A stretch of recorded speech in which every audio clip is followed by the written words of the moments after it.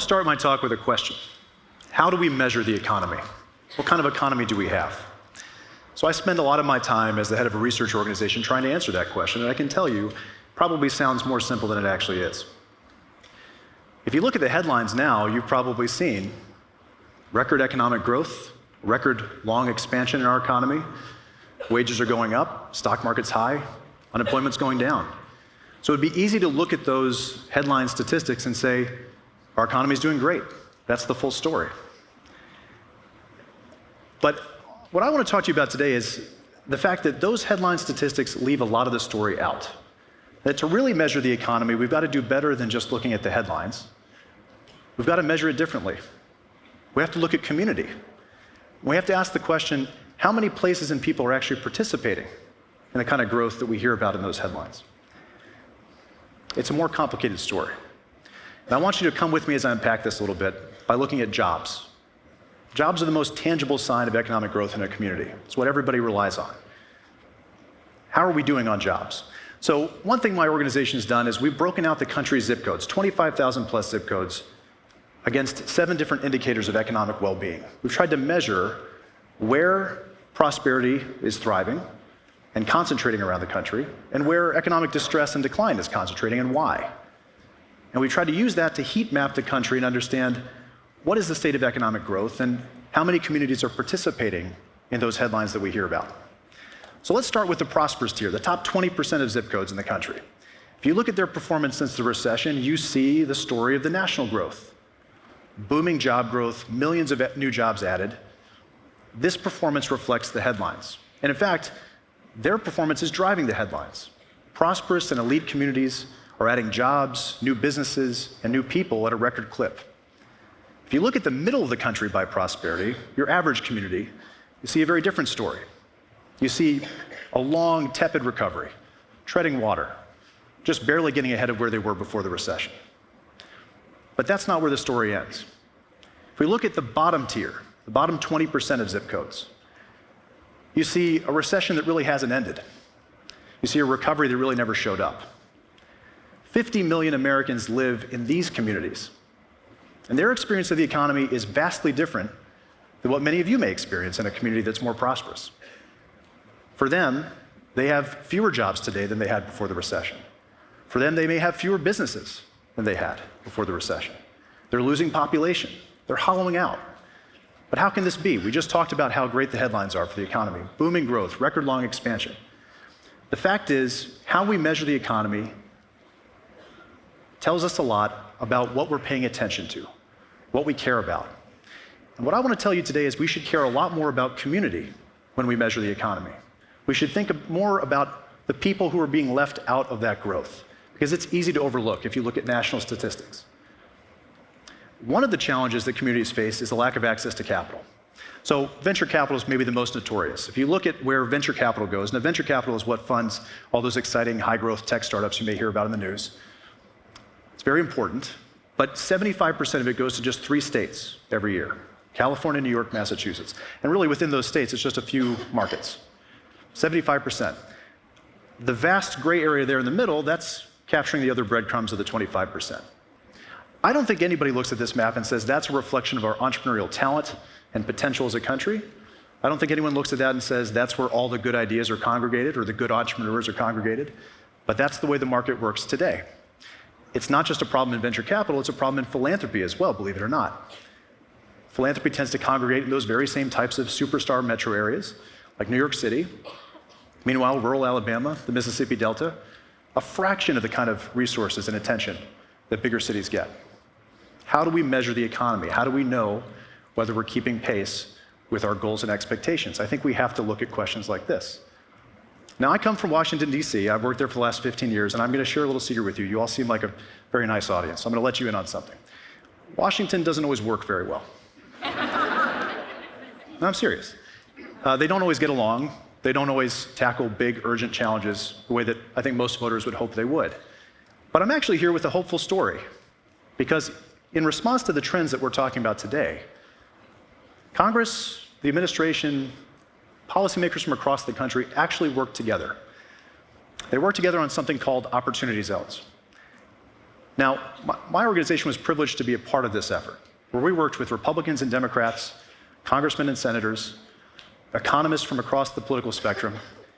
They looked at the data, they talked to their constituents, and this resonated with them. They were hearing from people across the country, I'm not feeling the growth that I'm reading about in the news. I'm not seeing the kind of economic opportunity I would expect in a booming national economy. And then they looked at the toolkit that we've used to address those challenges, and they found it woefully lacking. In fact, since the last time we passed a major community reinvestment type of policy, it's been about a generation, more than 20 years. And over that time, the challenge of regional inequality, the geography of growth, the divides in our economy, they've grown much, much worse. But the tools that we bring to that fight have not grown with the challenge. And so a bipartisan group of policymakers set out to change that. And that's where Opportunity Zones comes in. Now, I'm not going to bore you by talking about tax policy, but I want to give you the concept that they used to help you understand what's at stake here. That booming stock market we've talked about, that creates new resources that could be redeployed into communities that need it.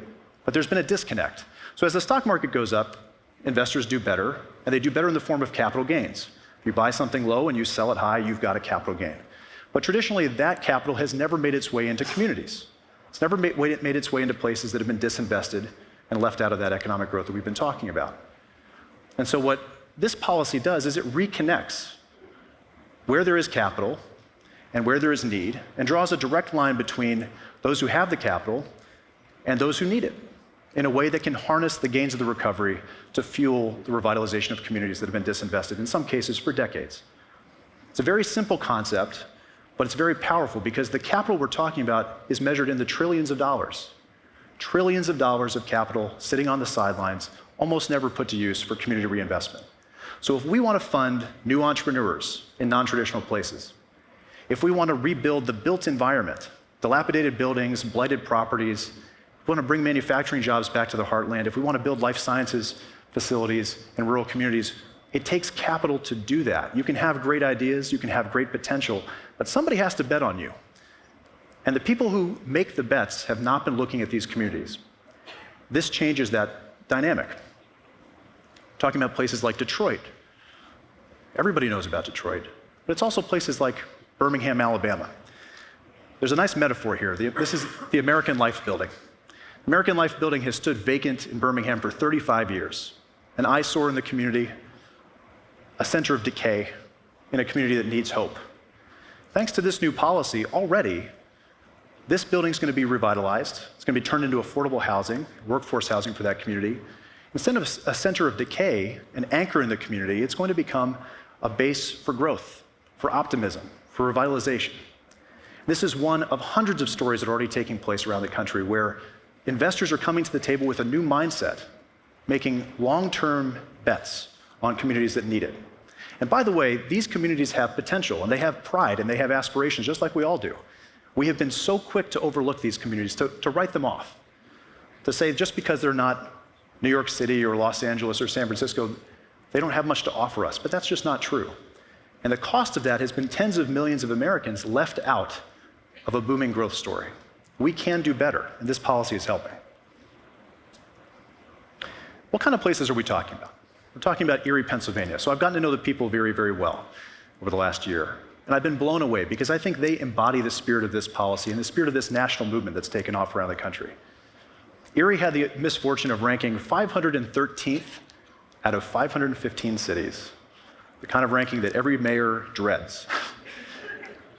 And they embraced it. Rather than running from this, which a lot of people might do, they said, yes, we have a lot of work to do. We've got to rethink our strategy. They've used opportunity zones to completely change the narrative about their city's future. If you ask people who are familiar with this policy around the country, which city is doing it best? Which city should we bet on? The name Erie pops up in every single conversation. How is that possible? Because just 2 years ago, 513th out of 515, they couldn't get a call back from investors if they tried. Now the whole dynamic has changed. This is a tool that empowers communities to achieve their potential that has been locked away for too long. When we talk about this policy, when we talk about the needs of American communities, it's very diverse. And right now we have everybody from entrepreneurs doing clean energy to solve climate change, to affordable housing investment in South Central LA. We have everything from vertical farming in Texas to grocery stores and food deserts and medical clinics in areas that have no service provision. Those are the kind of tangible needs being met in communities today thanks to this policy. It's not the magic of this policy, it's the magic of communities coming together, using new tools, using new creative paradigms. That's what's possible when we work together. So what I want to close with is to ask all of you to think about, what's your Erie? What is the city that you care about or a community that you're attached to that's been struggling? What role can you play in this national movement? Because it's going to take all of us. It's taken decades to dig this hole. It's going to take decades more to dig our way out of it, but we can do that as a country. So then we ask the question again in 10 or 20 years, what kind of economy do we have? I hope we can still say it's a prosperous economy. Hope we can say it's a booming economy. We should all want it to be a more inclusive economy, one where more people, more communities get to participate in the American dream. Thank you very much.